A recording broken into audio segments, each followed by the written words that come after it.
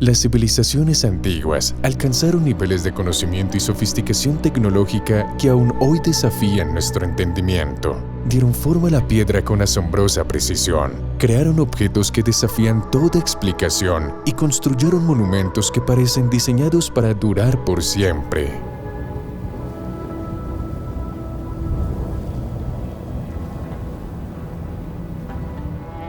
En todo el mundo se han descubierto artefactos misteriosos, objetos extraños que se sienten fuera de lugar en su tiempo.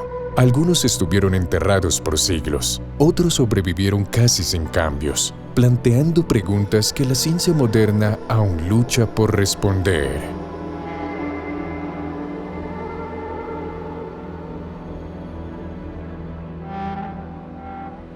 En este documental, viajaremos a través de varias culturas antiguas y exploraremos las tecnologías y artefactos misteriosos que dejaron atrás. Al mismo tiempo, examinaremos cómo pudieron crearse estos objetos y estructuras, desde las teorías más aceptadas hasta las más controversiales.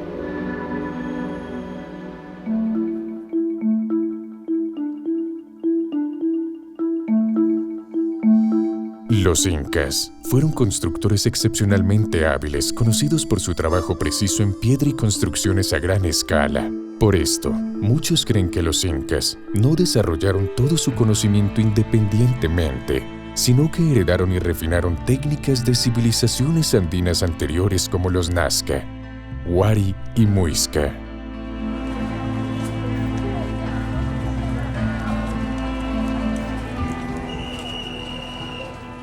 Pero esta idea conduce a un misterio aún mayor. Si los incas heredaron un conocimiento tan avanzado, ¿cómo lo adquirieron las civilizaciones anteriores a ellos? En muchos casos, estas habilidades parecen altamente desarrolladas, pero hay poca evidencia que muestre cómo surgieron. La región andina también está llena de extraños artefactos y estructuras inexplicables, algunos de los cuales han inspirado teorías sobre civilizaciones perdidas e incluso influencia extraterrestre.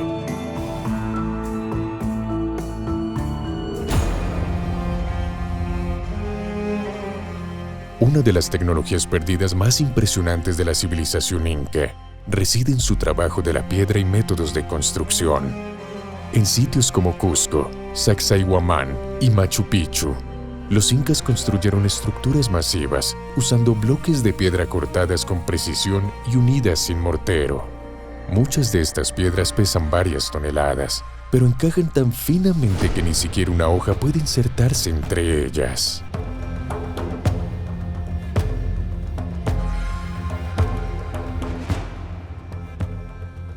Los incas lograron esta precisión sin herramientas de hierro, vehículos con ruedas, ni planos arquitectónicos escritos. Las piedras se formaban para encajar individualmente, creando complejos patrones poligonales que distribuían el peso uniformemente y aumentaban la estabilidad estructural.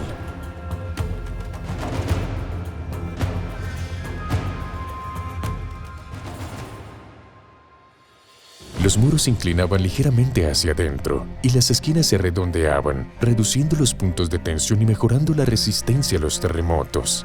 Esta técnica de construcción permitió que los edificios sobrevivieran siglos de actividad sísmica en una de las regiones más propensas a terremotos de la Tierra. Durante temblores fuertes, los bloques de piedra podían moverse ligeramente y luego volver a su lugar sin colapsar.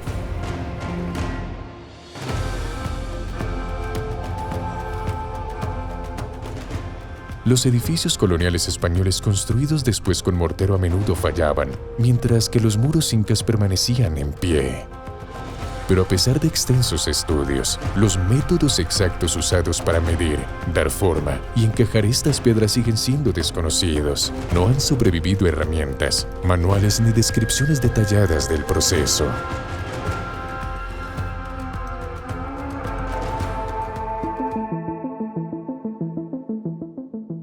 Las líneas de Nazca son una serie de enormes geoglifos ubicados en el desierto alto del sur de Perú. Fueron creados por la civilización Nazca, que floreció entre los siglos I y VII. Las figuras consisten en largas líneas rectas, formas geométricas y representaciones detalladas de animales y plantas. Entre los diseños más reconocibles están un colibrí, una araña, un mono y varias espirales y trapecios.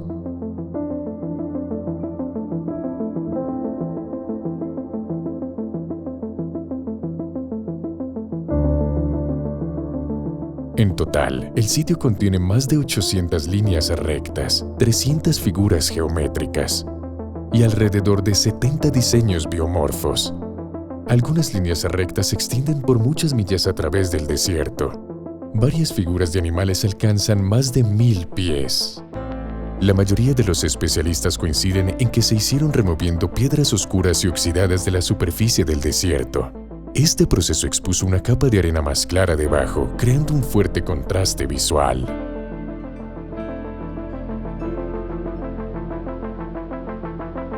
Pero el misterio radica en cómo el pueblo Nazca diseñó imágenes tan precisas y masivas. Los Nazca lograron una precisión topográfica a gran escala en terreno desértico abierto, sin herramientas de metal, planos escritos ni un punto de vista elevado.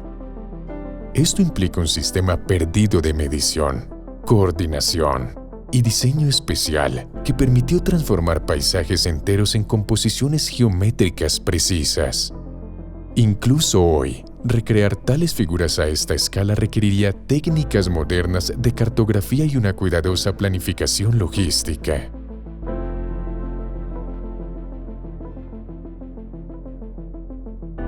Y además de eso, no hay evidencia directa que explique un propósito único para todos los geoglifos. Muchas teorías intentan explicar eso. Una de las más controversiales incluso sugiere que las líneas de Nazca funcionaban como antiguas pistas de aterrizaje o marcadores de señalización para objetos voladores no originarios de la Tierra.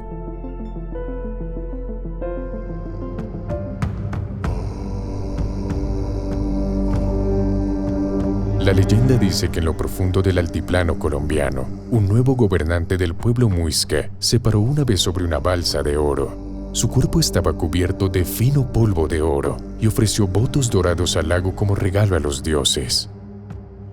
Este ritual se convirtió en la raíz del mito de El Dorado y la historia de un reino dorado.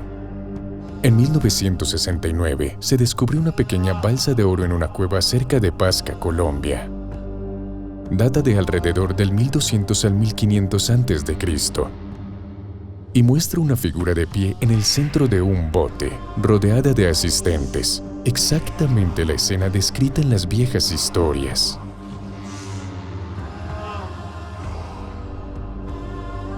El objeto fue hecho con el método de fundición a la cera. Su aleación contiene principalmente oro, mezclado con plata y cobre. A pesar de su diminuto tamaño, los detalles son impactantes. Remos en miniatura, tocados y una plataforma estable bajo la figura principal. Nada de ella parece accidental.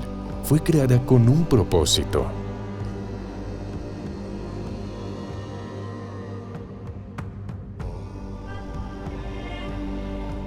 Muchos investigadores vinculan la balsa directamente con la ceremonia en la laguna de Guatavita.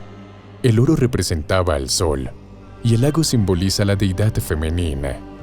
Se creía que ofrecer objetos dorados al agua restauraba el equilibrio entre los dioses. La balsa revivió la leyenda de El Dorado en el momento en que fue encontrada.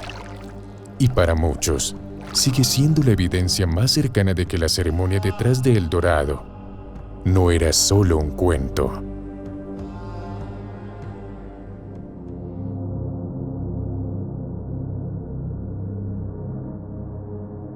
Existe una teoría de que el ídolo de Pachacamac nunca debió sobrevivir. Los españoles estaban seguros de haberlo destruido en 1533. Sin embargo, el ídolo reapareció siglos después. La parte extraña es que la datación por carbono muestra que la estatua no es inca en absoluto. Es más antigua, mucho más antigua, creada alrededor del 731 después de Cristo, mucho antes del surgimiento del Imperio Inca por la misteriosa civilización Wari.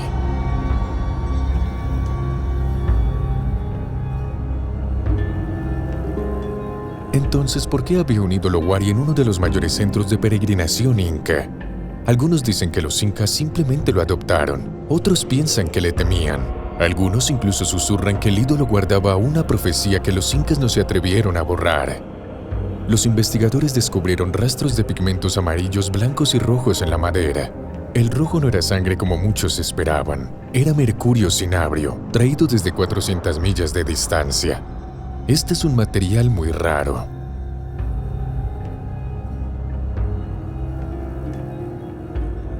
Algunos teóricos afirman que el ídolo actuaba como una especie de dispositivo oráculo, un poste parlante usado por sacerdotes que entraban en estados de trance. Otros piensan que los pigmentos de mercurio eran parte de una tecnología olvidada, una forma de preservar la madera por siglos en un clima húmedo.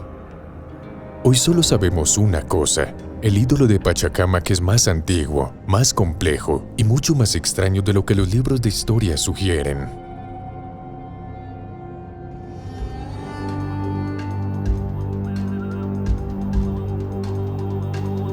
En otro continente a lo largo del Nilo, el antiguo Egipto se desarrolló hace más de 5000 años.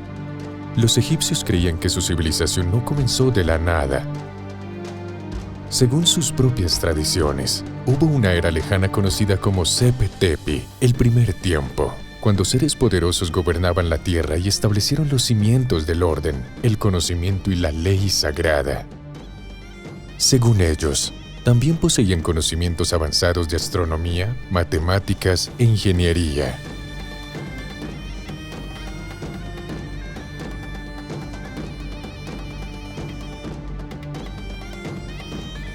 Los textos egipcios describen el Sep-Tepi como una era olvidada que existió mucho antes de las primeras dinastías. Un tiempo en que figuras divinas o semidivinas dieron forma al mundo que los humanos heredarían después. Mientras que la arqueología convencional ve estos relatos como mitológicos, algunos investigadores argumentan que esta idea no tiene necesariamente que ser falsa. Dada la cantidad de artefactos inexplicables y objetos simbólicos hallados en Egipto, muchos creen que no es imposible que estas historias antiguas reflejen recuerdos de civilizaciones perdidas.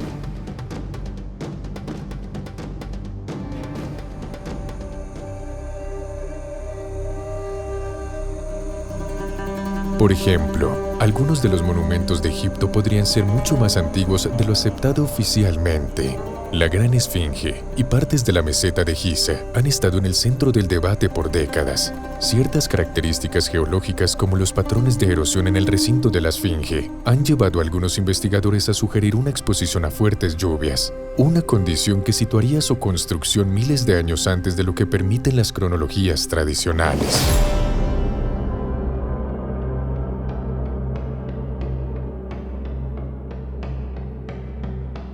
Al mismo tiempo, los métodos de construcción usados en Giza siguen siendo difíciles de explicar. Bloques de piedra masivos que pesaban decenas de toneladas fueron extraídos, transportados, levantados y encajados con extraordinaria precisión. Las uniones entre bloques.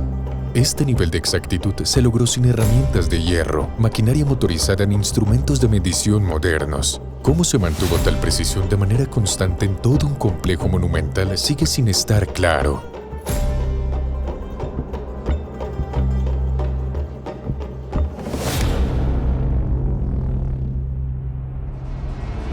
Igualmente desconcertante es el aparente conocimiento astronómico incrustado en estas estructuras. Las pirámides de Giza están alineadas con notable precisión a los puntos cardinales. Algunos investigadores también señalan una correlación entre el diseño de las pirámides y las estrellas de la construcción de Orión, una configuración que habría coincidido con el cielo alrededor del 10.500 a.C. Determinar tales alineaciones habría requerido observación a largo plazo, comprensión avanzada de ciclos celestes y métodos precisos de topografía.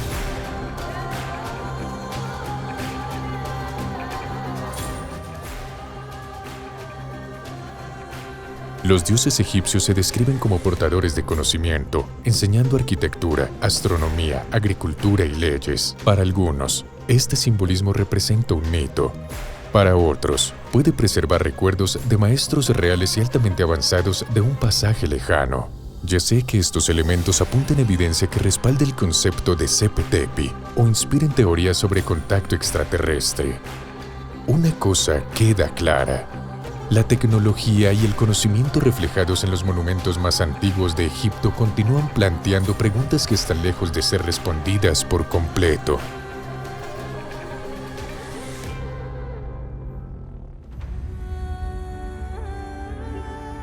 En las canteras de granito de Ausán yace uno de los monumentos más reveladores del antiguo Egipto, el obelisco inacabado. Aún unido al lecho de roca, ofrece un raro vistazo a cómo los egipcios intentaban dar forma y extraer monumentos de piedra masivos. De haberse completado, el obelisco habría tenido unos 42 metros de altura y pesado más de 1000 toneladas, lo que lo convertiría en el obelisco más grande jamás creado.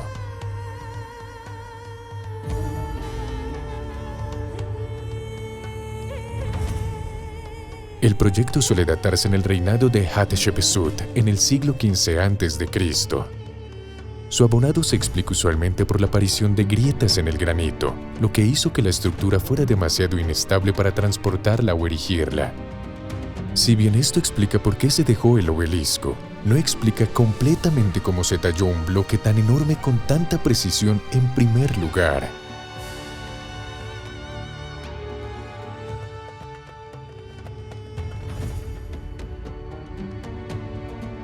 Los egiptólogos sugieren que se usaron herramientas de piedra hechas de dolerita para golpear y dar forma al granito.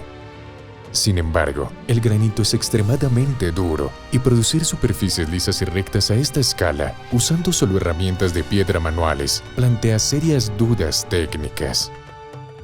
Las marcas de herramientas dentro de la zanja que rodea el obelisco muestran patrones repetidos y uniformes, que son difíciles de conciliar con simples métodos de golpeo.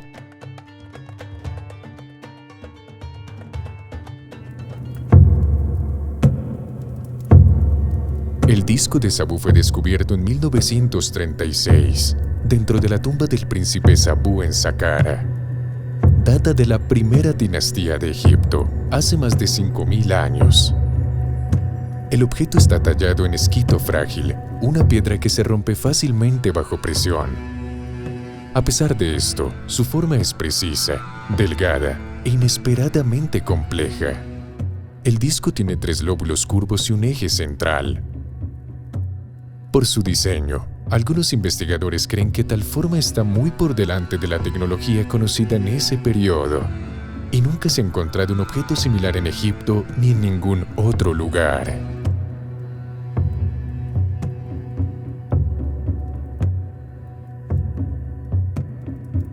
El material añade otra capa de misterio. El esquisto es difícil de tallar, sin embargo, los bordes del disco son lisos y simétricos. Producir tales curvas sin herramientas de metal habría requerido una habilidad notable. Algunos creen que el disco podría imitar un objeto perdido hecho originalmente de metal. Su propósito sigue sin estar claro. Pudo haber sido ceremonial, usado para contener aceites u ofrendas. Algunas teorías sugieren que puede ser parte de un mecanismo desconocido, o un artículo ritual formado a partir de algo que ya no se conserva, pero sin inscripciones o paralelos para completarlo. El disco de Sabú sigue siendo uno de los objetos más enigmáticos del antiguo Egipto.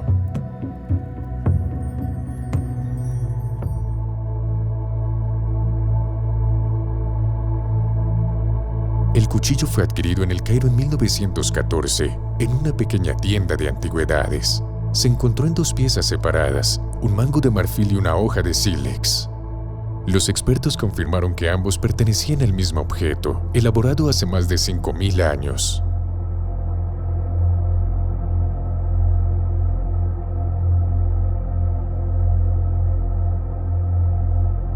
El mango está tallado con una precisión excepcional. Un lado muestra una figura controlando 2 leones, un motivo conocido del arte mesopotámico temprano. El lado opuesto representa una de las primeras escenas conocidas de guerra organizada. Barcos, combatientes y armas aparecen con sorprendente claridad para este periodo temprano.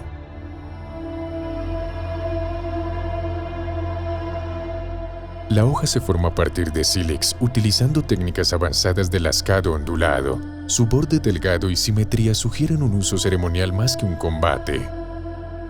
Objetos con este nivel de artesanía son extremadamente raros en el Egipto predinástico.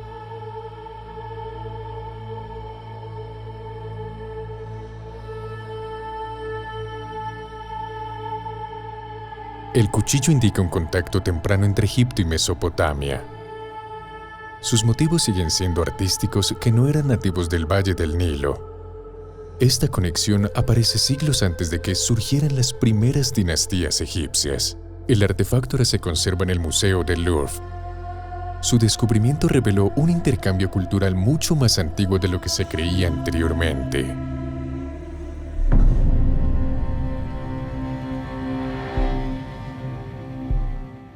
La antigua Grecia surgió alrededor del mar Egeo hace más de 3000 años, como una red de ciudades-estado independientes. Estas sociedades dieron forma a ideas que aún definen el mundo moderno, incluyendo la democracia, la filosofía, las matemáticas, el teatro y los primeros métodos científicos. Los pensadores griegos se centraron en la observación y la razón, buscando entender la naturaleza a través de la lógica y la medición.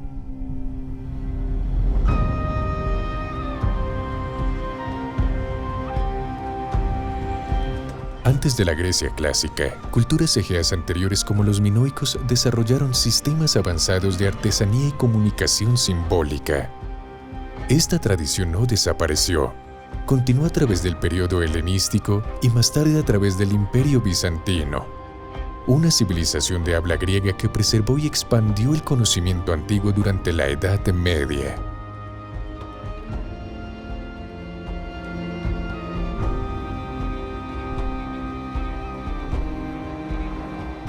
Debido a esta larga continuidad, algunos investigadores creen que ciertas tecnologías del mundo griego y bizantino se construyeron sobre el conocimiento acumulado transmitido por generaciones. Al mismo tiempo, varios artefactos y armas de esta región muestran niveles de precisión y complejidad que siguen siendo difíciles de explicar completamente.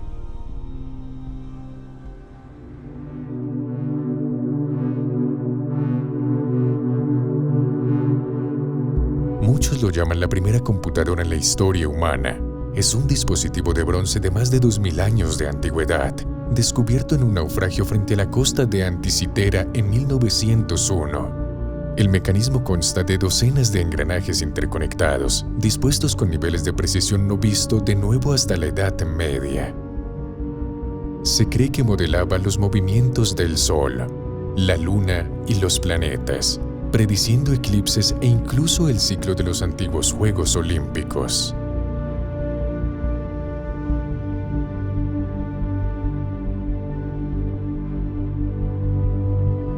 El objeto fue hallado en fragmentos, corroído tras siglos bajo el agua. Los primeros investigadores no podían imaginar que tal complejidad pudiera pertenecer al mundo antiguo. Solo con técnicas modernas de imagen los científicos han comenzado a entender su estructura interna.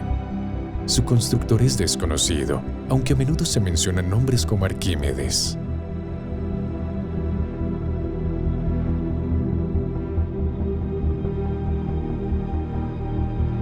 Además, su propósito real sigue en debate. Algunos creen que era un instrumento científico usado por astrónomos. Otros sugieren que servía como herramienta educativa, demostrando el orden del cosmos. Una teoría reciente propone que pudo haber sido un juego elaborado, ya que pequeñas imprecisiones de fabricación habrían causado que los engranajes se atascaran durante su uso continuo. Lo cierto es que ningún otro mecanismo como este ha sobrevivido.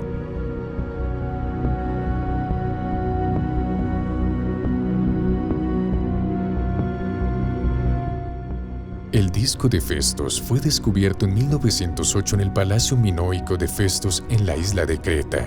Data de hace unos 4000 años y se asocia con la avanzada civilización minoica de la Edad de Bronce. El objeto es un disco de arcilla cocida que mide aproximadamente 15 centímetros de diámetro.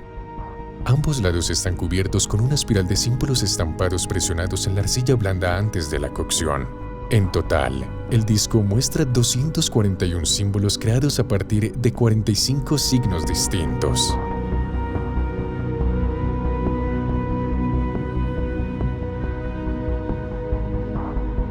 El método usado para producir el disco destaca entre los artefactos antiguos. Cada símbolo se aplicó usando sellos individuales, formando un sistema repetido y estandarizado. Esta técnica se asemeja a una forma temprana de impresión desarrollada miles de años antes de que aparecieran métodos similares en otros lugares.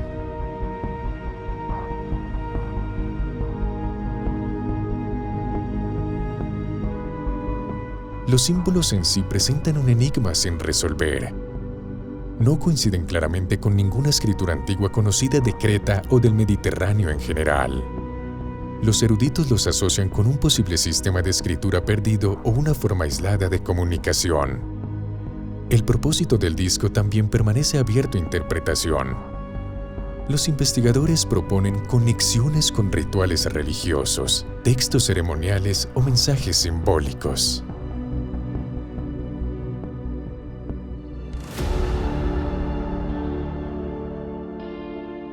Entre las tecnologías perdidas más misteriosas del mundo antiguo y medieval está el fuego griego, una devastadora arma incendiaria usada por el Imperio Bizantino. Registrado por primera vez en el siglo VII después de Cristo, el fuego griego jugó un papel decisivo en la defensa de Constantinopla y asegurar el dominio naval bizantino en el Mediterráneo. Lo que hacía único al fuego griego era su comportamiento.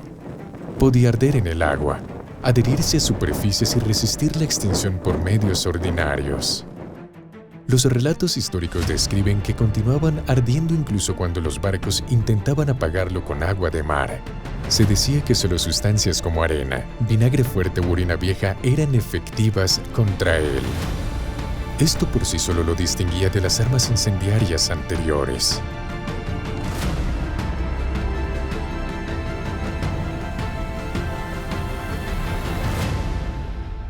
El fuego griego se desplegaba usando sifones de bronce montados en barcos, funcionando casi como un lanzallamas temprano. También se lanzaban en recipientes de cerámica, similares a granadas. Aunque existían mezclas incendiarias antes, los bizantinos combinaron química, ingeniería y sistemas de entrega de una manera que ningún rival pudo replicar.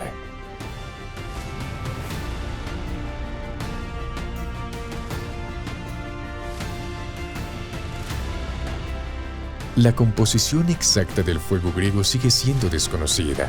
Los eruditos especulan que involucraba sustancias a base de petróleo mezcladas con resinas, azufre y cal viva, pero no sobrevive ninguna receta confirmada. La fórmula era un secreto de estado celosamente guardado, transmitido a través de ingenieros de confianza y protegido por decreto imperial. Incluso cuando las fuerzas enemigas capturaron armas de fuego griego, no lograron reproducir la tecnología. Tras la caída del Imperio Bizantino, el conocimiento desapareció por completo.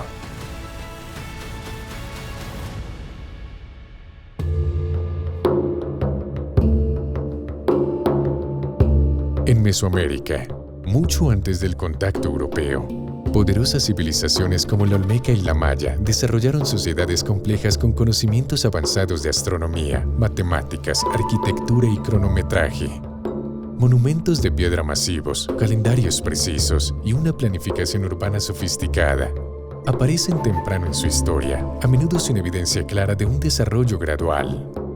Debido a esto, algunos investigadores creen que las culturas posteriores heredaron conocimiento de las anteriores, especialmente de la Olmeca, a menudo descrita como la civilización madre de Mesoamérica.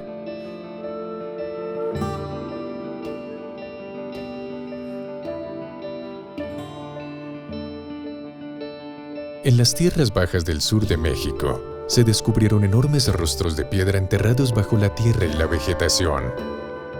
Aparecieron en sitios antiguos a lo largo de la costa del Golfo, lejos de cualquier infraestructura moderna. Su escala inmediatamente las apartó de otros artefactos del mundo antiguo. Cada cabeza fue tallada en un solo bloque de basalto volcánico. Algunas alcanzaban casi 10 pies de altura y pesan varias toneladas.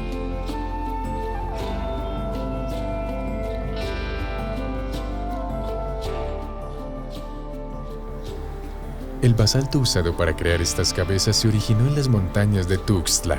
Esta fuente se encuentra a muchas millas de distancia, a través de ríos, pantanos y terreno irregular. Cómo se transportaron bloques de piedra tan masivos sigue sin estar claro. Los olmecas no tenían vehículos con ruedas, ni herramientas de metal, ni animales capaces de cargar tal peso.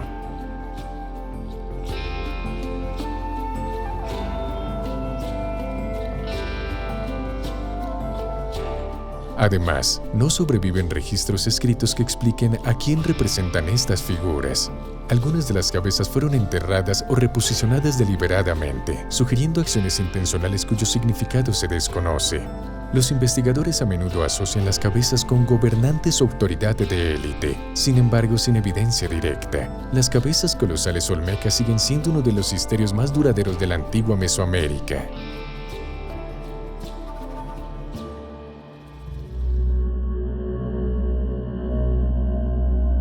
Es una de las máscaras mortuorias más hermosas jamás encontradas en el mundo maya. Fue tallada a partir de 346 piezas de piedra verde pulida. Se colocó sobre el rostro de Kinich Yanap Pakal I, el gobernante que reconstruyó Palenque desde la ruina y formó una de las cortes más grandes del clásico maya. En la superficie es un objeto real de transformación. Jade para el renacimiento, concha para la visión, obsidiana para el camino al inframundo. Pero los misterios más profundos se forman alrededor de todo lo que rodea a la máscara.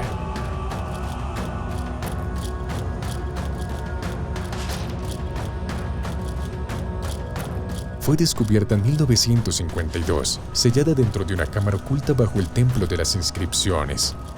La tapa del sarcófago sobre ella llevaba la famosa escena: Pakal suspendido entre mundos, rodeado por el gran árbol del mundo.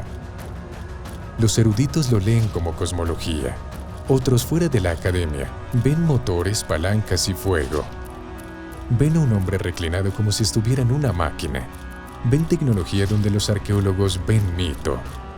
Esa división silenciosa ha durado décadas.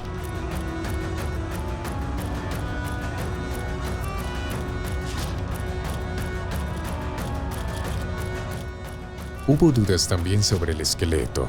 Los primeros estudios sugerían un hombre mucho más joven que el rey de 80 años registrado en las inscripciones mayas. Análisis posteriores revirtieron esa conclusión. La morfología ósea, no los dientes desgastados, reveló a un gobernante anciano después de todo. La tumba era suya, la máscara pertenecía exactamente donde se encontró.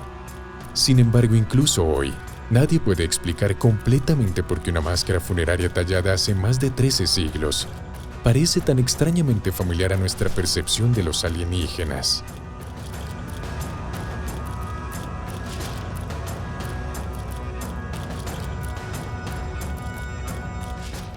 En Chichén Itzá, varias estructuras muestran propiedades acústicas inusuales y medibles. En el templo de Kukulcán, un sonido agudo producido en la base de la escalera genera un eco que se asemeja al llamado de un ave quetzal. El análisis acústico muestra que la geometría escalonada de la pirámide refleja y difracta las ondas sonoras en un patrón específico.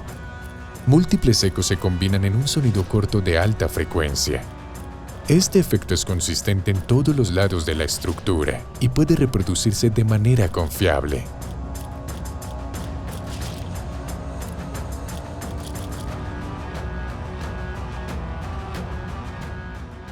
El quetzal tenía importancia simbólica en la cultura maya, lo que ha llevado a los investigadores a considerar si el efecto acústico fue diseñado para uso ritual. Simulaciones por computadora y modelados acústicos 3D apoyan la conclusión de que el comportamiento del sonido está vinculado a los ángulos precisos y el espacio de los escalones de piedra.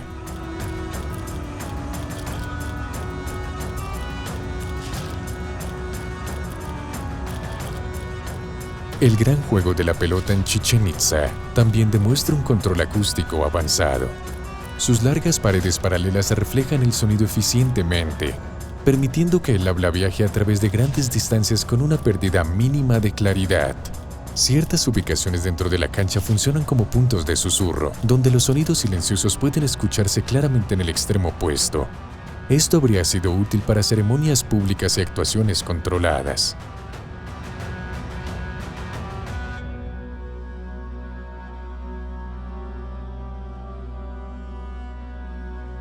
Estos ejemplos indican que los constructores mayas entendían cómo la forma arquitectónica podía influir en el sonido. Pero el desarrollo y la transmisión de este conocimiento sigue sin estar claros, colocando la ingeniería acústica maya entre las tecnologías perdidas de la región.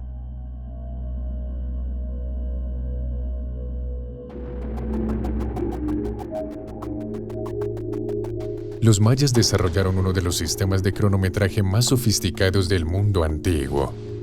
Este sistema se basa en la observación astronómica a largo plazo y el cálculo numérico preciso.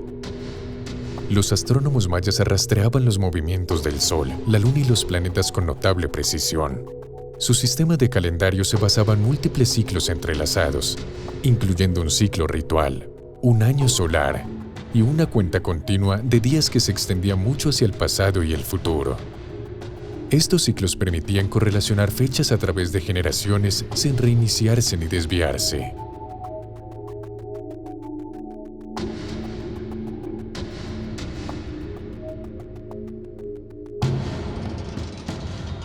Las observaciones de Venus eran especialmente detalladas. Los registros mayas muestran un seguimiento constante de sus apariciones y desapariciones durante largos periodos. El momento de los eclipses, los ciclos lunares y los movimientos planetarios se registraban y predecían utilizando tablas numéricas en lugar de instrumentos que sobrevivían hoy. No se han encontrado telescopios, lentes o dispositivos de medición que expliquen cómo se logró tal precisión.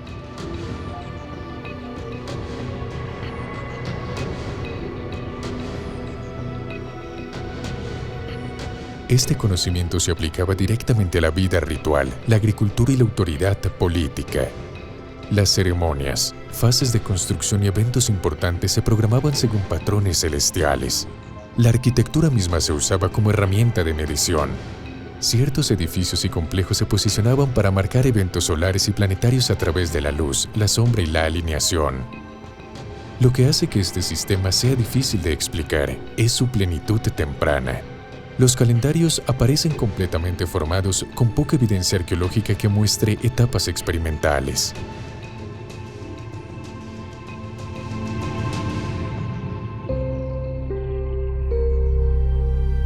Son esferas de piedra casi perfectas dispersas por el delta del Diquís en Costa Rica. Van desde el tamaño de un puño hasta formas masivas de más de 2 metros de ancho. Algunas pesan más de 15 toneladas. Todas fueron formadas por las culturas indígenas que florecieron entre el 600 y el 1500 después de Cristo.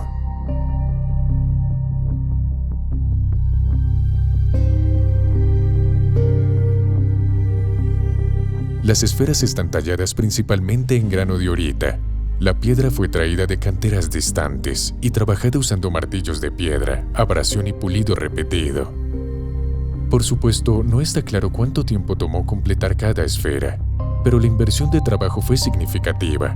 Muchas estaban dispuestas en líneas, grupos o colocadas junto a plataformas de casas.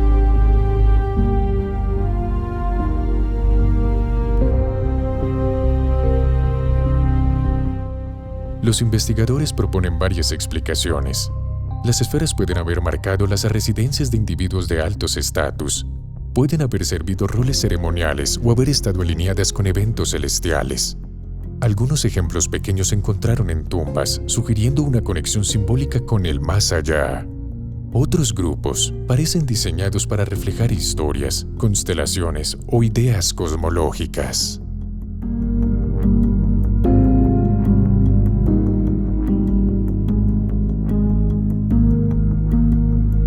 Su descubrimiento en la década de 1930 creó una curiosidad inmediata.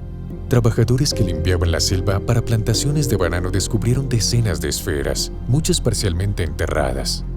Algunas fueron movidas, dañadas o retiradas por sus entornos originales, complicando el estudio posterior. El trabajo arqueológico muestra que los creadores vivían en cacicazgos complejos con artesanos hábiles y redes comerciales establecidas. Sin embargo, sus razones para producir tantas esferas preciosas siguen en debate.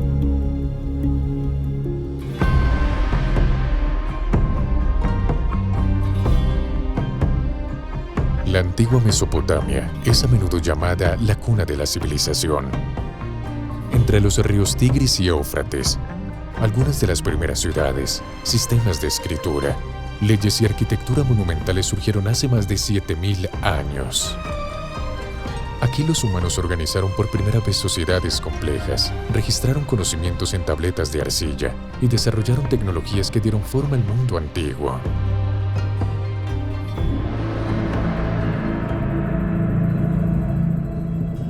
Estas estatuillas de arcilla, que datan del periodo Ubaid entre el 5000 y el 4000 a.C., muestran cuerpos humanos esbeltos combinados con cabezas de reptil.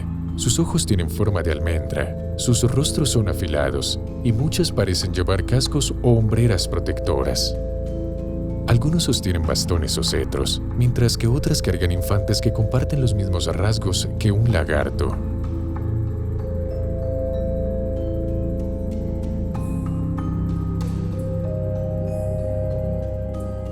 Fueron descubiertos en sitios como Tel al-Ubaid, Ur y Erido, entre los asentamientos más tempranos del sur de Mesopotamia. La cultura Ubaid construyó grandes casas de ladrillos de barro, usó agricultura de riego y formó los cimientos de las ciudades sumerias posteriores. Sin embargo, nada más en su registro material se parece a estas estatuillas.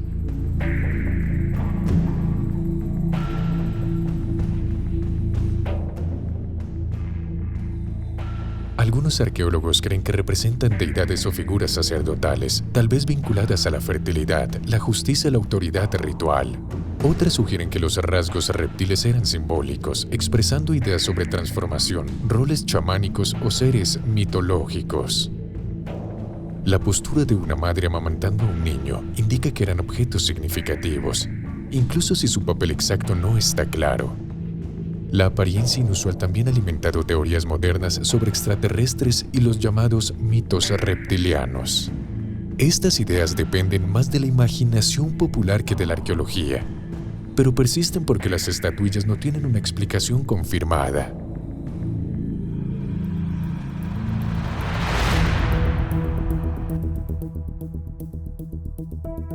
Esta pequeña pieza de cristal de roca pulido se encontró en 1850 durante excavaciones en el palacio asirio de Nimrud. Data del siglo VIII a.C. y es una de las lentes más antiguas conocidas del mundo antiguo. El objeto es ligeramente ovalado, con propiedades ópticas comparables a una lupa simple de 3 aumentos. Su artesanía muestra un tallado y pulido cuidadosos, sugiriendo que fue formado intencionalmente.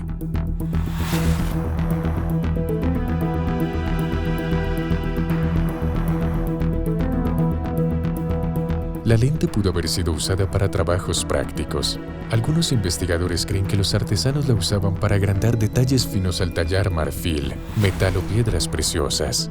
Otros sugieren que funcionaba como un vidrio de quema, concentrando la luz solar para encender fuegos o realizar actos rituales. Ambas posibilidades encajan dentro de la tecnología siria conocida.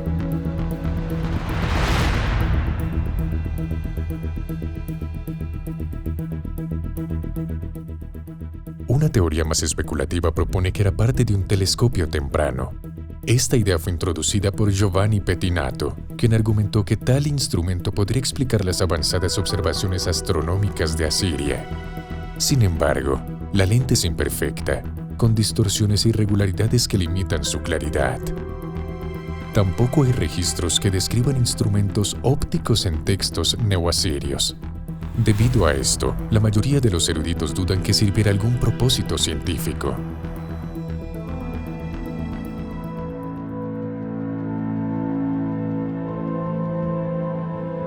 El cilindro de Ciro es un pequeño objeto de arcilla, del tamaño de un balón de fútbol, cubierto de filas apretadas de cuneiforme babilónico. Fue creado alrededor del 539 a.C., después de que Ciro el Grande conquistara Babilonia. Hoy es famoso porque su mensaje no suena como nada esperado de un imperio antiguo. Estos mensajes tratan sobre el retorno de pueblos desplazados, la restauración de templos y una política de tolerancia religiosa.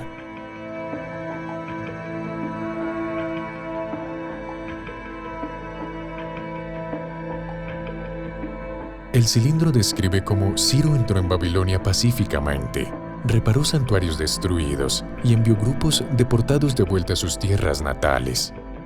Muchos eruditos conectan esto con el relato bíblico de los judíos a quienes se les permitió regresar a Jerusalén.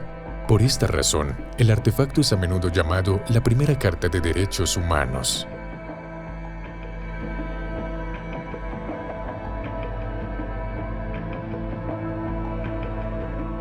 Lo cierto es que el cilindro ha tenido una larga y dramática vida posterior.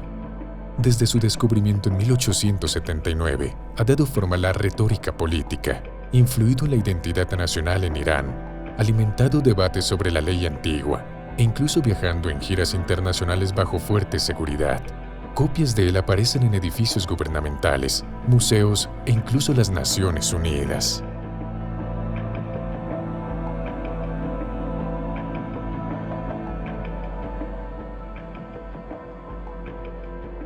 La intriga más profunda radica en cómo un documento de arcilla se convirtió en una potencia simbólica para tantos grupos diferentes.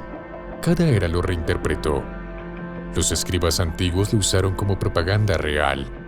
Los escritores griegos idealizaron más tarde a Ciro como el gobernador ideal. Los líderes modernos lo presentaron como prueba de gloria cultural.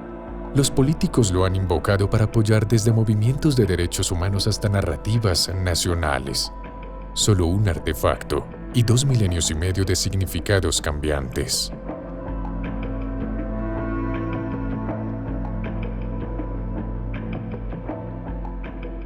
Los zigurats fueron estructuras monumentales construidas en la antigua Mesopotamia, entre el tercer y el primer milenio antes de Cristo.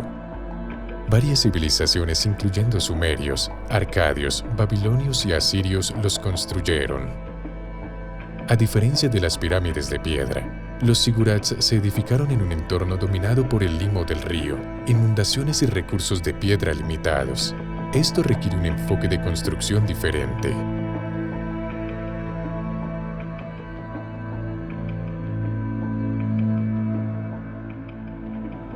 El núcleo de un zigurat estaba hecho de grandes cantidades de ladrillos de barro secados al sol. Estos proporcionaban volumen y resistencia de carga, pero eran vulnerables al agua y la erosión. Para estabilizar la estructura, los constructores insertaron capas de suelo arenoso y esteras de caña entre las hiladas de ladrillos. Esta estratificación compuesta ayudaba a distribuir el peso y reducía el agrietamiento y el hundimiento en condiciones húmedas.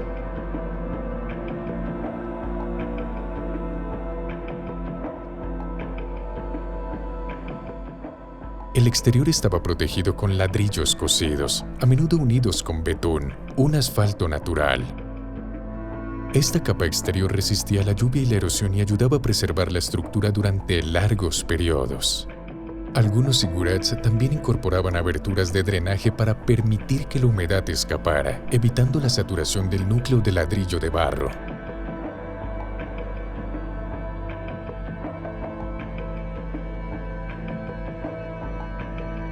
Los zigurats se construyeron como terrazas apiladas, cada nivel más pequeño que el de abajo. Escaleras externas o rampas proporcionaban acceso a las plataformas superiores que probablemente sostenían un santuario. Internamente las estructuras eran en gran parte sólidas, sin grandes cámaras. Este método de construcción combinaba materiales orgánicos e inorgánicos de una manera altamente efectiva. Permitía que estructuras masivas se elevaran sobre terreno inestable sin colapsar.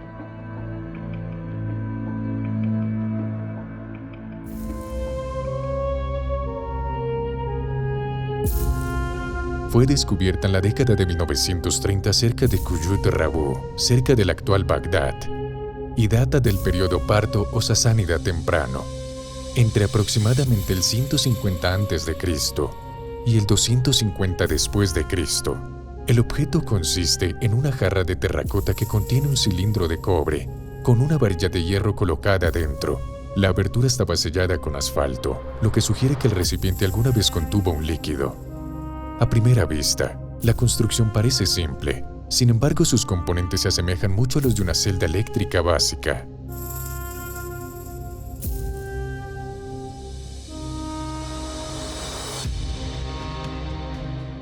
Según una teoría, cuando se llenaba con una sustancia ácida como vinagre o jugo de uva fermentado, el cobre y el hierro podían generar una corriente eléctrica débil. Esto llevó a la especulación de que el dispositivo pudo haber sido utilizado para galvanoplastia de metales o incluso tratamientos médicos. Pero, por otro lado, no hay registros escritos o imágenes que indiquen el uso de electricidad en este periodo, y el diseño sellado habría hecho difícil el uso eléctrico práctico. Explicaciones alternativas sugieren que la jarra pudo haber sido usada para almacenar pergaminos sagrados o servido a un propósito ceremonial. Como resultado, la verdadera función de la batería de Bagdad sigue sin resolverse.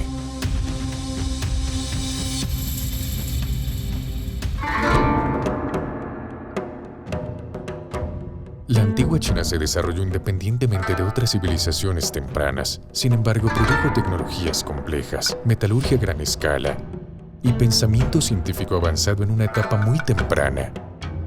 A lo largo de los ríos Amarillo y Yangtze, surgieron sociedades que dominaron la fundición del bronce, la planificación urbana, la astronomía y la innovación mecánica, mucho antes de que muchas de estas ideas aparecieran en otros lugares. En algunos casos, los descubrimientos arqueológicos no encajan perfectamente en las narrativas históricas establecidas.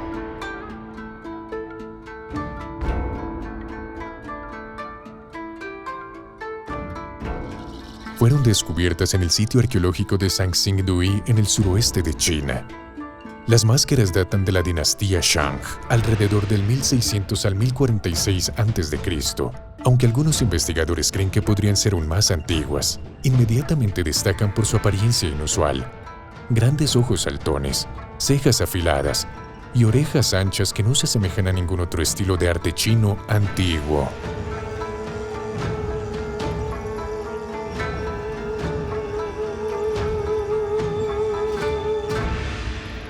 La mayoría de los bronces de este periodo eran vasijas o armas, pero en Sanxingdui es una excepción. Estas máscaras son monumentales en escala, con algunas excediendo 1 metro de ancho. Debido a que son demasiadas grandes para ser usadas, se piensa que fueron montadas en pilares o colocadas en estructuras ceremoniales. Algunas de ellas aún conservan rostros de pigmento negro y rojo, una característica también poco común en el trabajo de bronce chino. 4 ejemplos raros estaban cubiertos con finas capas de lámina de oro, lo que sugiere una conexión con figuras poderosas o de élite.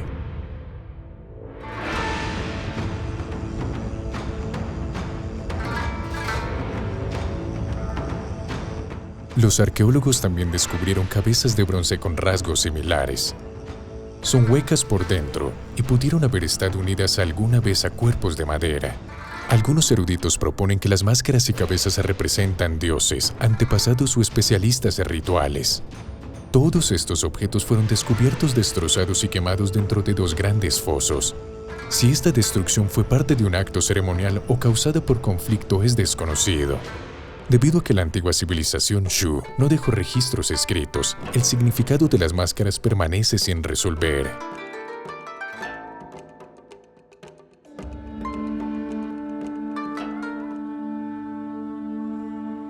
El sismoscopio de Changheng, a menudo llamado el primer instrumento del mundo para detectar terremotos distantes, apareció en China en el 132 después de Cristo y funcionó tan bien que sorprendió incluso a la corte real.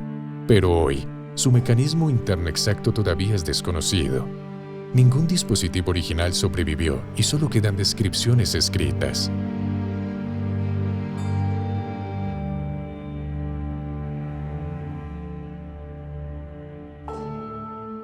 El instrumento era una gran vasija de bronce, de casi 2 metros de ancho. 8 cabezas de dragón rodeaban el exterior, cada una sostenía una bola de metal.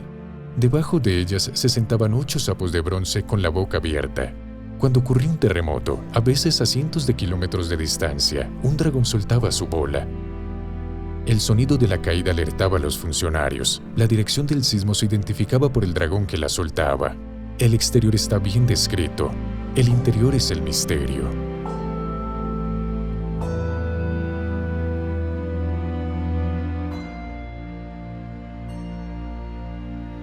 Los textos antiguos mencionan engranajes y construcciones ingeniosas, pero no muestran cómo estaban dispuestos. Los investigadores creen que un péndulo central sensible se encontraba dentro de la urna. Incluso una leve inclinación del suelo empujaría el péndulo hacia un lado. Ese movimiento activaría una palanca oculta, abriendo la boca del dragón correcto. Varias réplicas modernas construidas con este diseño funcionan, detectan temblores y sueltan bolas exactamente como describen los registros antiguos. Pero sin el mecanismo original, la ingeniería interna no puede ser confirmada.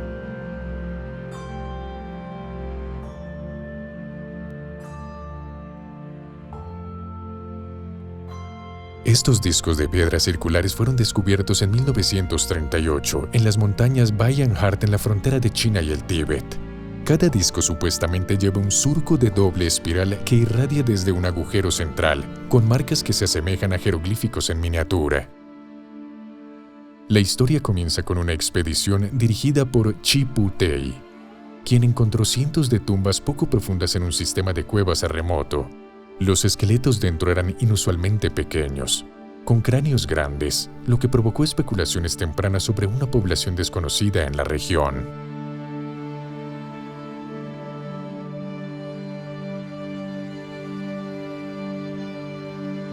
Se dijo que los discos habían sido catalogados y almacenados durante décadas antes de que los eruditos intentaran estudiarlos. Según relatos posteriores, un investigador llamado Sum Nui propuso que las diminutas marcas podían leerse como una narrativa.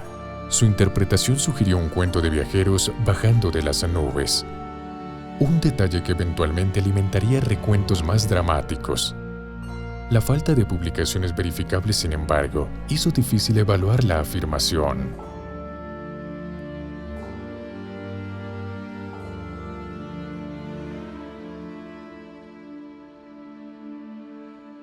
Se agregaron más capas cuando escritores soviéticos informaron pruebas en varios discos. Se dijo que las piedras contenían cobalto y otros metales, y que producían una vibración inusual cuando se colocaban en equipos especializados. Estos detalles, repetidos en resúmenes posteriores, contribuyeron a la impresión de un artefacto que no encajaba perfectamente en las tradiciones arqueológicas conocidas.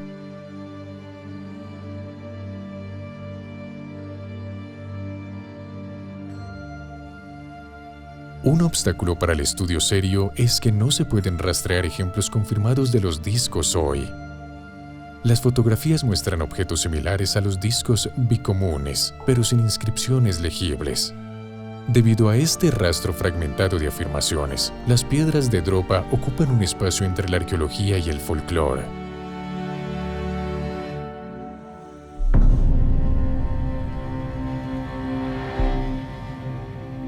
La antigua Europa nunca fue una civilización única y unificada. En cambio, fue formada por muchas culturas esparcidas por el continente, desde comunidades agrícolas neolíticas y trabajadores del metal de la Edad de Bronce, hasta sociedades celtas y el mundo romano en expansión. Estos grupos hablaban diferentes idiomas, seguían diferentes creencias y vivían con miles de años de diferencia. Sin embargo, dejaron atrás objetos que plantean preguntas similares.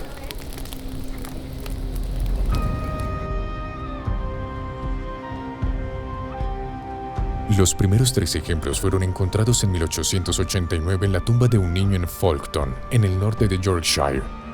Tienen decoración geométrica y rasgos faciales estilizados. Otro tambor sin decorar fue encontrado en Lavanten, West Sussex, en 1993. Un quinto tambor, altamente ornamentado, fue descubierto en Burton Agnes en 2015.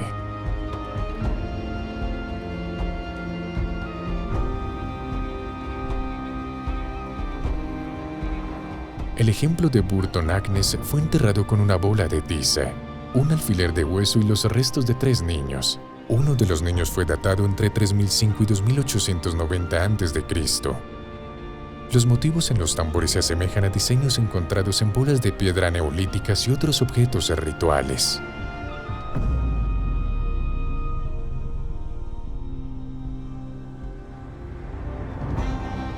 A pesar de su nombre, estos tambores no eran instrumentos musicales, son sólidos y no muestran marcas relacionadas con la percusión. Algunos investigadores han notado que sus circunferencias corresponden a una unidad de medida estándar llamada el pie largo. Otros piensan que pueden representar versiones de piedra de contenedores de madera o cestas tejidas.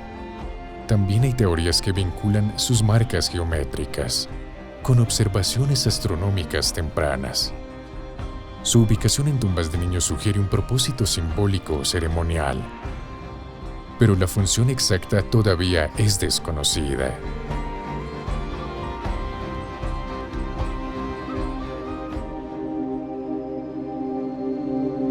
Los anillos de cierre de la Edad de Bronce pertenecen a un periodo conocido por una artesanía de oro excepcional. Datan aproximadamente el 1000 al 800 a.C. y generalmente están hechos de lámina de oro delgada envuelta en un anillo hueco y penanular. La mayoría de los ejemplos provienen de Irlanda, Gran Bretaña y partes del norte de Francia, y muchos se encuentran en pares coincidentes. Algunos tienen superficies lisas, mientras que otros muestran grabados geométricos delicados que requerirían un trabajo de metal experto. Se han propuesto como anillos para la nariz, pendientes o adornos para el cuello, ya que su tamaño y simetría sugieren un papel en la exhibición personal. Pero cada explicación plantea problemas.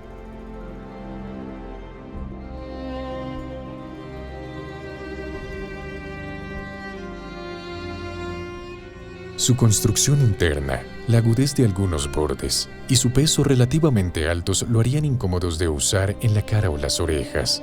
Además de eso, no coinciden con el diseño práctico de los accesorios para el cabello conocidos de la Edad de Bronce. Lo que les falta a los arqueólogos es un contexto seguro. La mayoría de los anillos de cierre provienen de tesoros o hallazgos aislados, muy alejados de las personas que alguna vez los usaron. Sin un vínculo claro con el cuerpo, su función sigue siendo especulativa.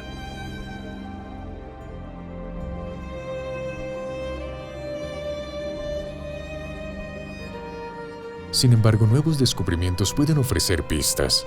En Boncuklutarla, en Turquía, entierros con joyería facial posicionados cerca del cráneo han revelado tradiciones de adorno desconocidas.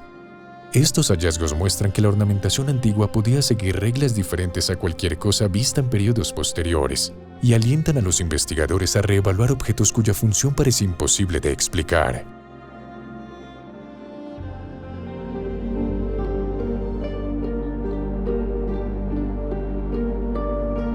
Los dodecaedros romanos son pequeños objetos de bronce huecos con 12 caras pentagonales.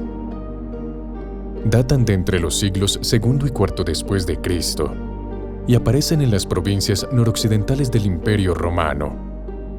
Ninguno se ha encontrado jamás en Italia y ninguno se menciona en textos romanos ni se muestra en el arte romano. Cada cara tiene una abertura circular de un tamaño diferente. Cada esquina está rematada con una pequeña esfera. Los tamaños varían ampliamente y rara vez muestran signos de uso.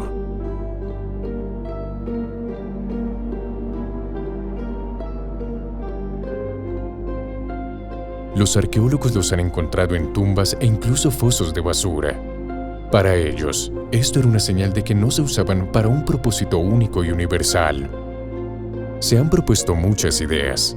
Algunos los imaginan como herramientas, como dispositivos de medición. Otros sugieren candelabros, dados, juguetes para niños o incluso ayudas para tejer. Pero ninguna de estas teorías explica completamente su amplia distribución o su cuidadosa artesanía.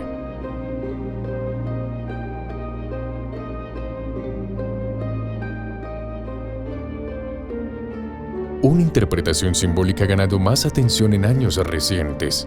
En las áreas celtas del mundo romano, las formas geométricas importaban profundamente. La filosofía griega y pitagórica asociaba el dodecaedro con el cosmos. Una sola tumba en Alemania incluso contenía un dodecaedro junto a una varilla delgada, insinuando que alguna vez pudo haber sido montado como un bastón ritual o emblema. Pero la verdad sigue siendo desconocida. Hasta el día de hoy, más de 50 teorías han intentado explicar el propósito del dodecaedro romano, y ninguno ha tenido éxito.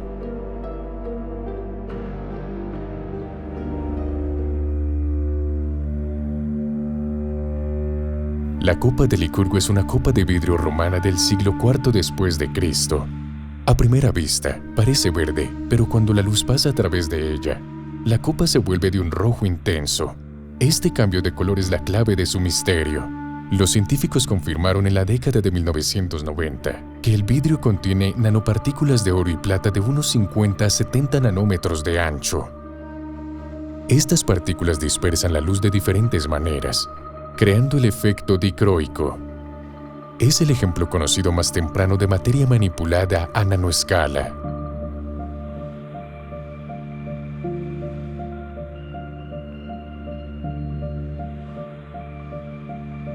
La copa muestra al rey Licurgo atrapado por Vides, una escena del mito griego.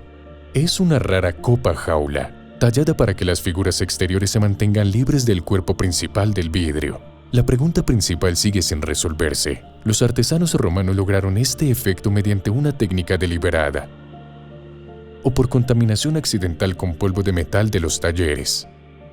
La proporción precisa de metales sugiere habilidad, pero no hay registro sobreviviente del método.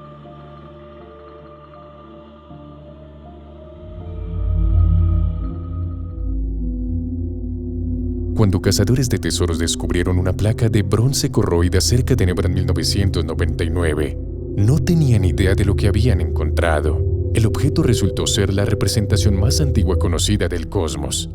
Data de alrededor del 1600 a.C. y todavía desafía a los investigadores hoy. Nuevos estudios metalúrgicos finalmente revelaron cómo se hizo. El disco no fue fundido en forma. En cambio, se calentó unos 700 grados centígrados y se forjó en caliente muchas veces. Después de aproximadamente 10 ciclos de calentamiento y martilleo, los creadores agregaron los símbolos de oro del sol, la luna y las estrellas.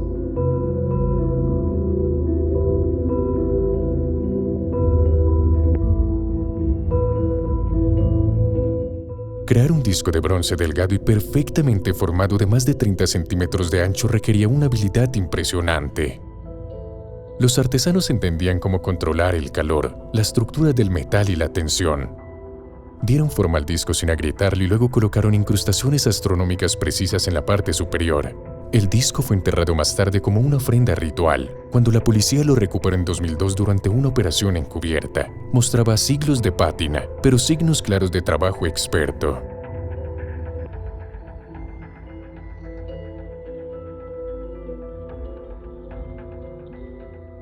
Los herreros modernos que intentan reproducirlo confirman cuán difícil es el proceso. Incluso con las herramientas de hoy, se requiere experiencia, paciencia y un control cuidadoso de la temperatura. Ahora sabemos cómo se hizo el disco, pero aún no sabemos cómo los trabajadores del metal de la Edad de Bronce aprendieron técnicas tan avanzadas o por qué las usaron para un solo objeto cosmológico.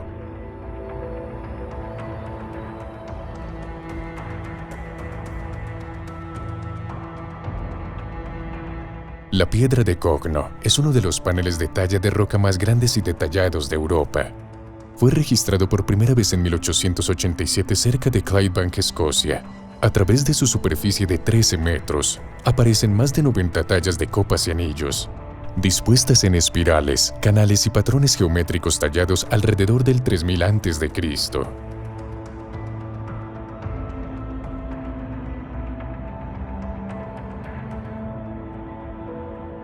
La piedra también incluye detalles inusuales rara vez vistos juntos en un solo panel.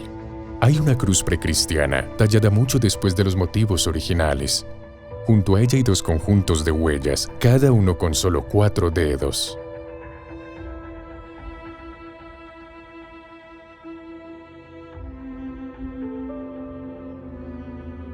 En la década de 1960, el vandalismo repetido obligó a los arqueólogos a entrar al sitio para protegerlo. Permaneció oculto durante más de 50 años. Cuando fue reexpuesto para documentación, los investigadores usaron imágenes 3D de alta resolución para registrar cada línea tallada. El propósito de los símbolos sigue siendo incierto. Algunos investigadores ven las marcas como signos territoriales o mapas rituales. Otros sugieren vínculos con monumentos funerarios o incluso observaciones del cielo. Lo que está claro es que la piedra fue colocada deliberadamente en un paisaje con amplias vistas del valle circundante. Su tamaño y complejidad muestran que tenía un significado cultural duradero para las personas que lo crearon.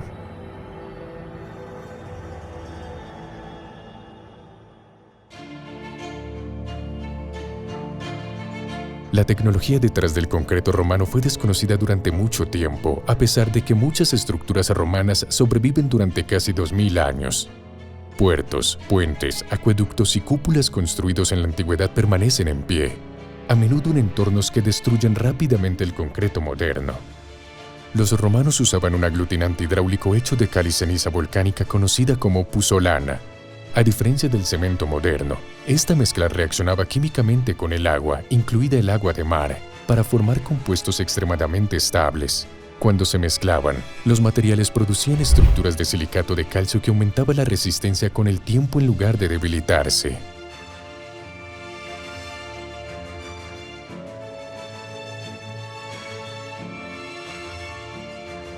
Una característica clave de esta tecnología era un método ahora llamado mezcla en caliente.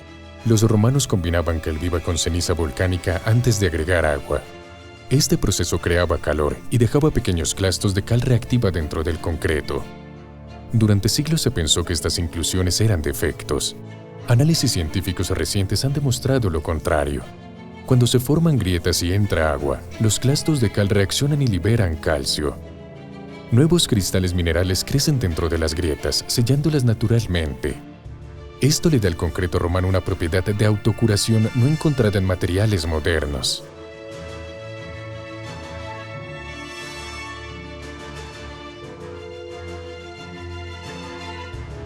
El concreto romano también es inusualmente resistente al agua salada. En estructuras marinas, el contacto con el agua de mar desencadenaba reacciones químicas que formaban minerales raros y duraderos, fortaleciendo aún más el concreto.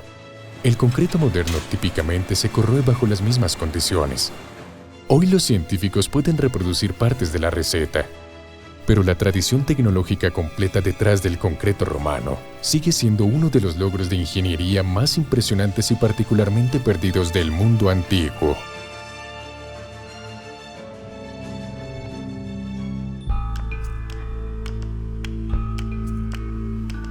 Mucho antes de que la historia escrita llegara al archipiélago japonés, las sociedades prehistóricas ya estaban formando complejas tradiciones rituales y expresiones artísticas. Estas comunidades vivían sin grandes ciudades ni herramientas de metal. Sin embargo, producían objetos cuyas formas se sienten sorprendentemente deliberadas y desconocidas.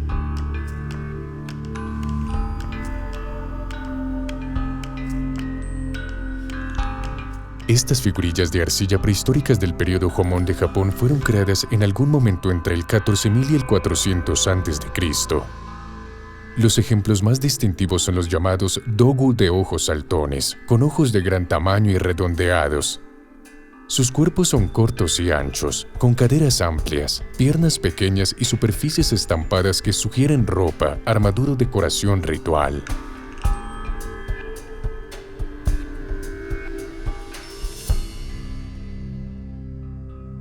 La mayoría de los dogus se encontraron en tumbas o círculos de piedra, indicando un contexto ritual. Aparecen de varios tipos, como en forma de corazón, búho cornudo, ojos saltones e incluso mujeres embarazadas. Las caderas anchas y los pechos visibles sugieren temas de fertilidad, mientras que los ojos masivos de los tipos de ojos saltones implican vigilancia o visión espiritual. Debido a que ninguno de ellos muestra anatomía masculina, algunos eruditos creen que representan deidades femeninas o espíritus protectores asociados con el parto.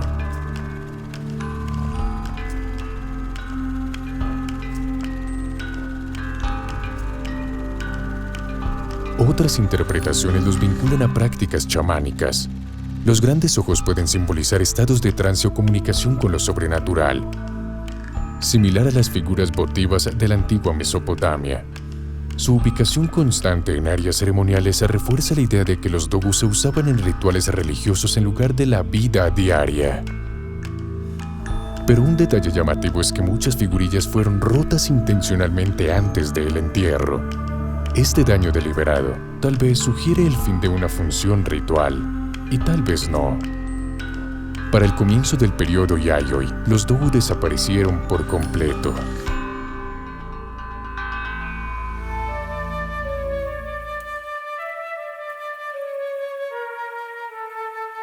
El antiguo Cercano Oriente y el Levante forman uno de los primeros centros de desarrollo cultural y tecnológico humano. Esta región se extiende desde el Mediterráneo oriental a través de los desiertos de Jordania y hasta Anatolia, uniendo África, Asia y Europa. Mucho antes de que surgieran grandes imperios, las comunidades aquí experimentaron con nuevas formas de organizar la sociedad, dar forma a la piedra, registrar conocimientos y expresar creencias. Algunos de los textos religiosos más antiguos conocidos, estructuras de piedra monumentales y tallas simbólicas provienen de esta área. Al mismo tiempo, muchos descubrimientos resisten una interpretación clara.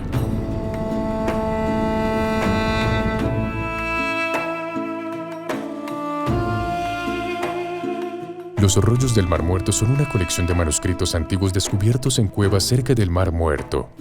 Fueron encontrados en el desierto de Judea a finales de la década de 1940, escondidos dentro de piedra caliza cerca del sitio de Qumran. Los rollos estaban almacenados dentro de jarras de arcilla y colocados en lo profundo de cuevas estrechas. Permanecieron sellados y protegidos de la luz y la humedad durante siglos.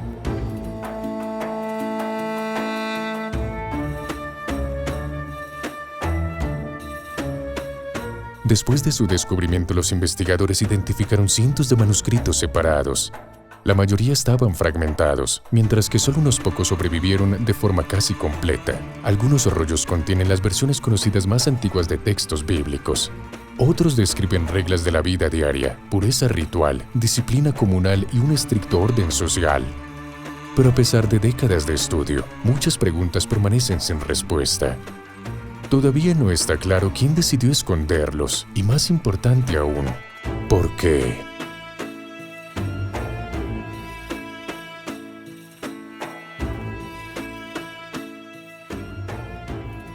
Se conocen simplemente como los grandes círculos. 11 enormes anillos de piedra esparcidos por Jordania y Siria, cada uno casi perfectamente circular y cada uno más antiguo que la historia registrada. Algunos miden más de 400 metros de ancho, sin embargo, sus paredes se elevan solo 1 metro de altura.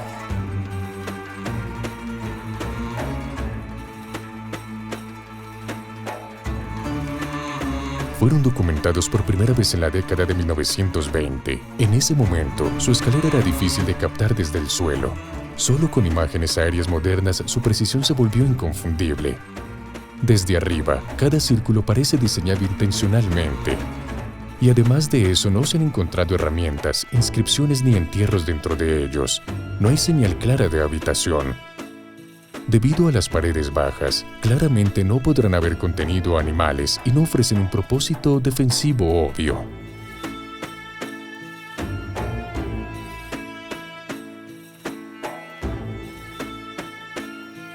Los investigadores señalan que crear anillos tan perfectos requería coordinación y un arquitecto que entendiera la geometría.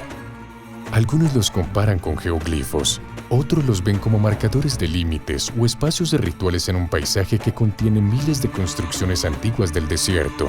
Pero ninguna explicación encaja perfectamente con la evidencia. Lo que queda es un conjunto de vastos círculos cuya función aún es desconocida.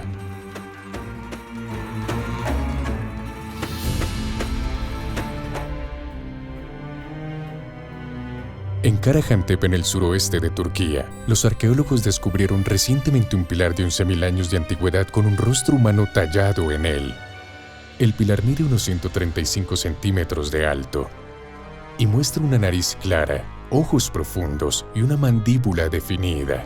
Esta es la primera vez que se ha encontrado un rostro humano en un pilar en forma de T en la región de Tas-Tepe. Karahantepe es parte de una red de sitios neolíticos tempranos, que también incluyen a Göbekli Tepe. Estos sitios se construyeron antes de que la agricultura se volviera común. Aún así, los constructores dieron forma a piedras masivas, organizaron grandes espacios arquitectónicos y produjeron tallas detalladas con herramientas simples.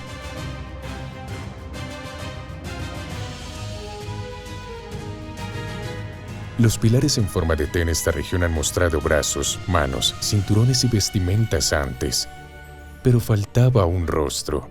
Esta nueva talla sugiere que los pilares pueden haber presentado figuras humanas, no solo soportes estructurales. El pilar fue encontrado en un edificio que también contenía herramientas cotidianas. Esta mezcla de elementos domésticos y simbólicos añade incertidumbre. Muestra que el ritual y la vida diaria pueden haber estado vinculados de maneras que aún no entendemos.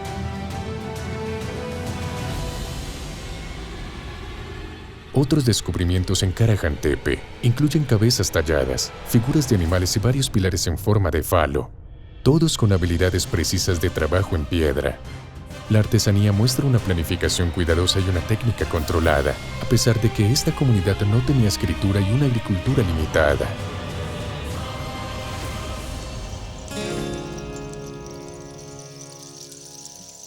La antigua India a menudo ha sido subestimada cuando las discusiones giran hacia tecnologías antiguas perdidas o avanzadas. Sin embargo, durante miles de años el subcontinente indio fue hogar de hábiles metalúrgicos, matemáticos, ingenieros y eruditos, cuyo conocimiento influyó en grandes partes del mundo antiguo. Algunos descubrimientos, sin embargo, destacan contra las expectativas modernas.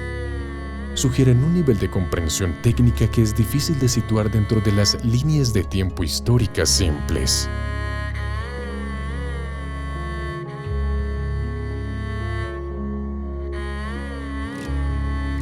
El pilar de hierro de Delhi es un ejemplo de ello.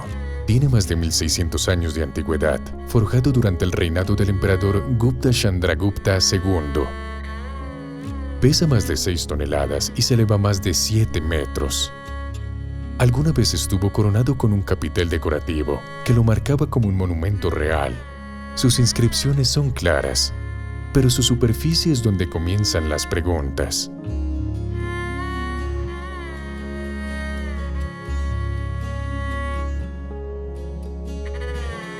Durante más de un milenio, este pilar ha enfrentado lluvias masónicas, veranos húmedos e inviernos fríos. Sin embargo, el metal permanece casi intacto por el óxido. Los primeros viajeros creían que debía estar hecho de una mezcla de 7 metales místicos.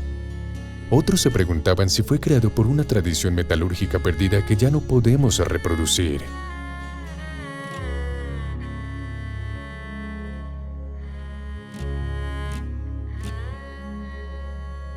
El análisis moderno apunta a una mezcla compleja de pureza del hierro, técnicas de forja antiguas y una fina película protectora que se formó naturalmente con el tiempo. Una película tan estable que ha mantenido la columna intacta durante siglos. Incluso con estas explicaciones, el pilar continúa situándose ligeramente fuera de los límites de lo que esperamos de la tecnología antigua.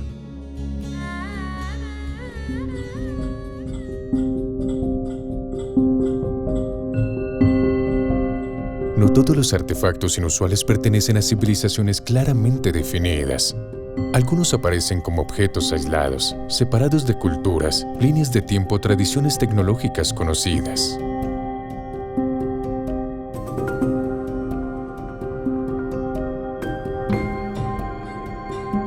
Existe una teoría de que el artefacto de Coso representa evidencia de tecnología mucho más antigua de lo que se supone que la humanidad posee. La idea surgió en 1961, cuando 3 buscadores de gemas cerca de Olancha, California, abrieron lo que creían que era una geoda. Dentro de la masa endurecida, había un objeto que se asemejaba mucho a una bujía del siglo XX. Pero debido a que se asumió que el material exterior era antiguo, el descubrimiento se enmarcó rápidamente como un anacronismo.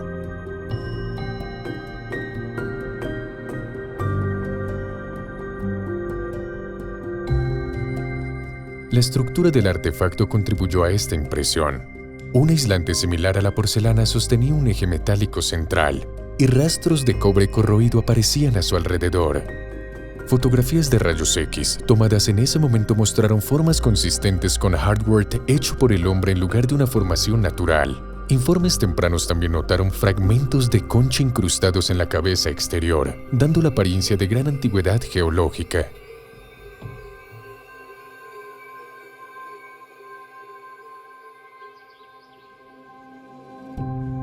La información de que el material circundante tenía casi medio millón de años se volvió central en la historia. De ser precisa, una bujía moderna sellada dentro de roca antigua implicaría líneas de tiempo mucho más allá de la historia aceptada. Y la especulación varió desde civilizaciones olvidadas hasta visitantes de otra era.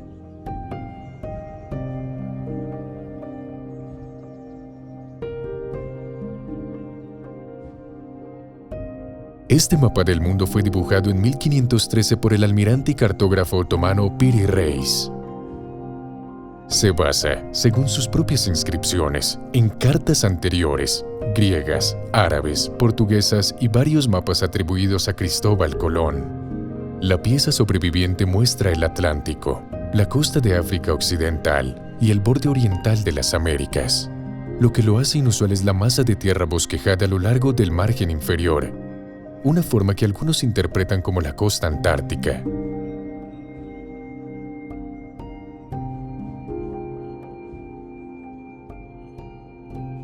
Reis trabajó antes de que el continente antártico fuera encontrado oficialmente y siglos antes de que sus contornos rocosos fueran mapeados bajo el hielo. Los partidarios de la anomalía notan que el contorno se asemeja a reconstrucciones modernas de la Antártida sin su capa de hielo. Pero eso implicaría un conocimiento mucho más antiguo del mapa mismo. Esta sugerencia ganó impulso después de que Charles Hapgood argumentara que la carta se derivaba de materiales fuente prehistóricos. En su opinión, la geometría, el estilo de proyección y la topografía aparente no podían explicarse únicamente por la cartografía medieval o clásica.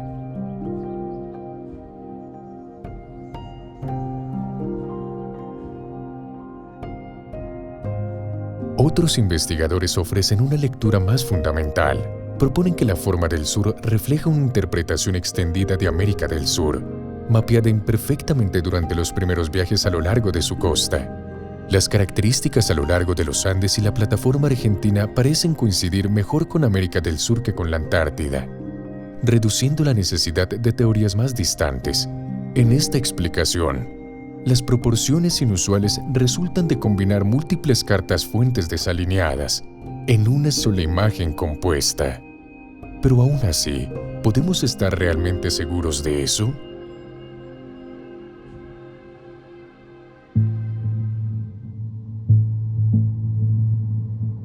Nos enseñaron en la escuela que la escritura se inventó en unos pocos centros bien conocidos: Mesopotamia, Egipto, China y Mesoamérica. Por lo tanto, es inusual encontrar una escritura en una pequeña isla en el Pacífico remoto, creada por una cultura sin contacto conocido con estas tradiciones de escritura tempranas. Rongorongo es el nombre dado a un conjunto de tabletas de madera inscritas con cientos de pequeños glifos tallados. Fue reportado por primera vez en 1864, cuando Eugene Euraud notó que casi cada casa contenía una pieza de madera cubierta de signos desconocidos.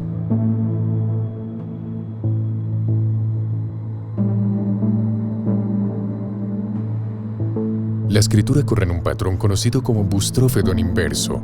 Las líneas se leen de izquierda a derecha, pero la tableta se gira al revés al final de cada fila. Las figuras muestran humanos, aves, peces, plantas y formas abstractas, todas talladas con lacas de obsidiana o dientes de tiburón. Datar las tabletas es difícil. La mayoría están hechas de madera flotante, y muchas ya estaban desgastadas o quemadas cuando se recolectaron. Algunos eruditos sitúan su origen alrededor del siglo XIII, aunque la presencia de motivos de palma tallados sugiere una fecha antes de que las palmas de la isla desaparecieran en el siglo XVII.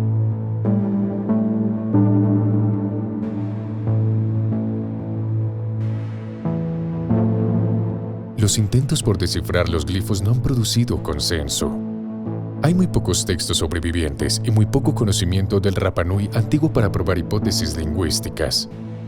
Algunos investigadores sugieren que el rongorongo no es verdadera escritura, sino un sistema mnemotécnico usado para cánticos, genealogías o recitaciones rituales. Otros ven una estructura consistente que insinúa una escritura perdida, interrumpida antes de desarrollarse completamente. Pero lo que es seguro es que las tabletas reflejan un sistema organizado de conocimiento.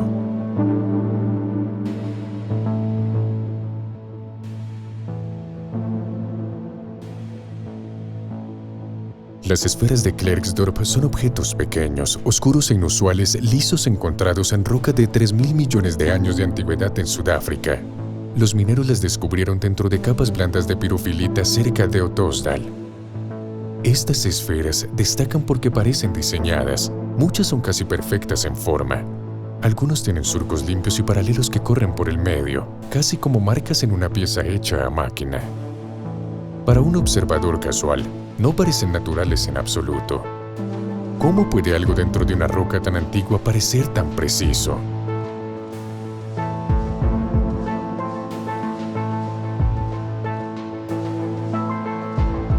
Esa pregunta ha alimentado muchas teorías alternativas. Algunos afirman que las esferas son evidencia de una civilización avanzada olvidada. Otros dicen que son restos de una antigua presencia extraterrestre. Algunos incluso argumentan que los surcos son demasiado perfectos para formarse sin herramientas. Los geólogos, sin embargo, ofrecen una imagen diferente. Explican las esferas como concreciones naturales. Son crecimientos minerales lentos que se forman dentro de capas sedimentarias. Sus formas provienen de la manera en que minerales como la hematita cristalizan. Los surcos pueden formarse a través de presión, estratificación o deformación durante la larga historia geológica de la roca. Según pruebas de laboratorio, sus composiciones coinciden con procesos minerales naturales. Sin embargo, el debate continúa porque algunas esferas parecen demasiado simétricas.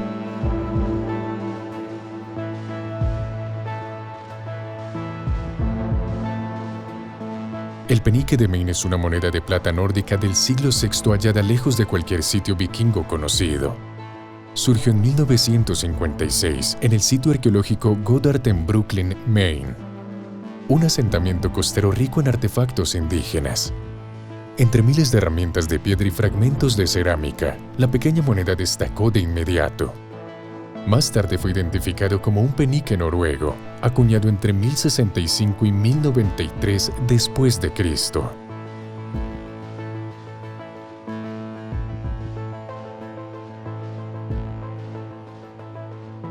Pero el problema con esto es que el campamento nórdico confirmado más cercano, Landsaux Meadows en Terranova, yace a cientos de millas al norte.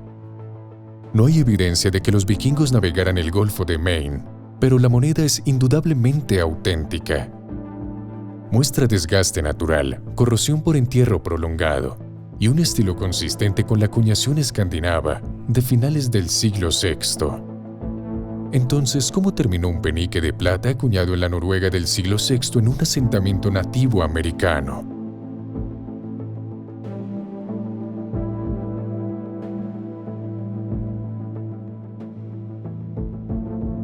Grupos indígenas del noroeste mantenían redes de intercambio de largo alcance, moviendo objetos a través de grandes distancias.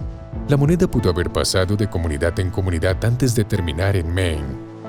Otra visión propone una exploración nórdica limitada más al sur de lo documentado actualmente, dejando atrás un solo objeto en lugar de un asentamiento.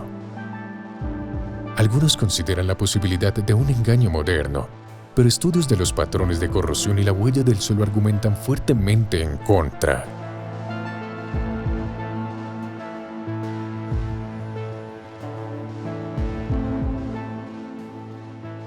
Tallada en una roca en el sur de California, la piedra del laberinto de Gemet tiene un patrón geométrico distinto a la mayoría del arte rupestre de la región.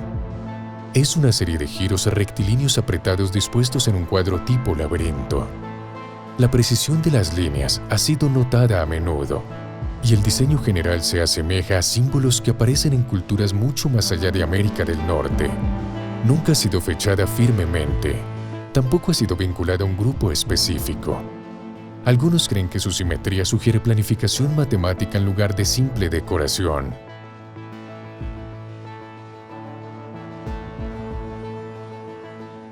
La forma parece una esvástica ha alentado comparaciones con símbolos religiosos asiáticos, llevando a teorías sobre viajeros distantes o visitantes náufragos. Estas ideas siguen siendo especulativas. No se han encontrado evidencia material para apoyar el contacto con culturas a través del Pacífico. La mayoría de los arqueólogos apuntan en cambio a las tradiciones de arte rupestre abstracto del sur de California. Patrones de laberintos similares aparecen en la región, a menudo sin figuras ni animales, tallados solo con líneas y ángulos. Parecen compartir un lenguaje visual común, pero el significado detrás de él aún es desconocido.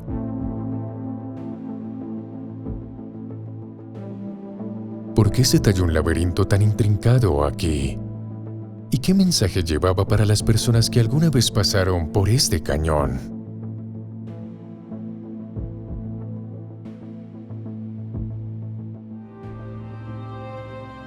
Así que sí, quizás la historia esconde cosas que no podemos explicar totalmente, cosas que no encajan perfectamente en líneas de tiempo o categorías, y a veces tienen poco sentido.